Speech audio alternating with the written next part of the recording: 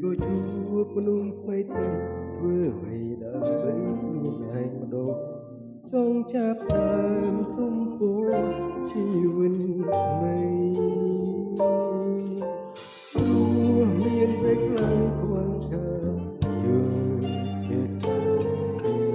តែនឹងអតីតគិនថាគ្មានន័យមនុស្សដែលយើងប្រឹងស្រឡាញ់ចាន់ទងយើងដូចនាងដុតឯងបាត់បង់វិញតែធ្វើឲ្យម្នាក់នេះញយចង់ចាចេញពីទីនេះ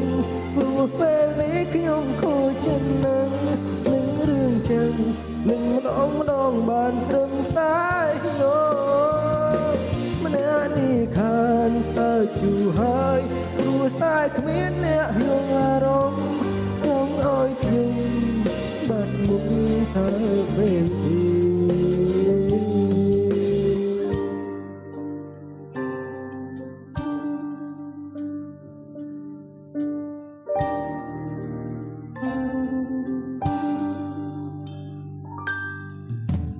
ចង់ទៅកន្លែងណាដែលឆ្ងាយឆ្ងាយចង់ខ្លាយជាមនុស្សនឹងរឿងកន្លងឬក៏ជួបមនុស្សថ្មីទៅធ្វើអ្វីដើម្បីខ្លួនឯងម្ដងចង់ចាប់ដើមគុំពោជីវិតថ្មីព្រោះមានពេលខ្លាំងខ្វល់ថាយល់ចិត្តឆែកនឹងអតីតគិនថាគ្មានន័យ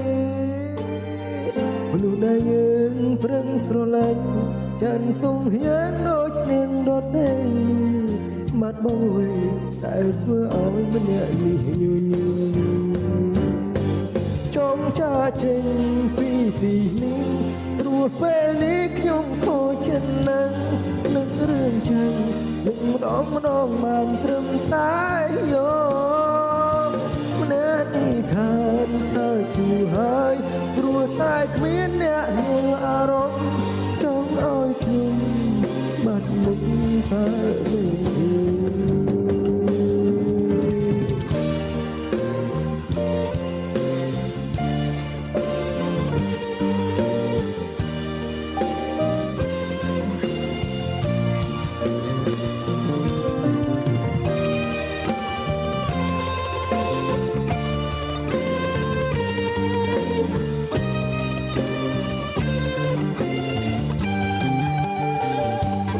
ចង់ចាចេញ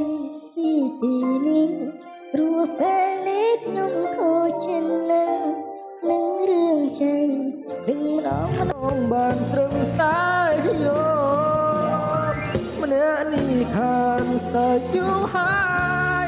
ព្រោះតែគ្មានអ្នកយល់អារម្មណ៍ចង់ឲ្យខ្ញុំបាត់មុខ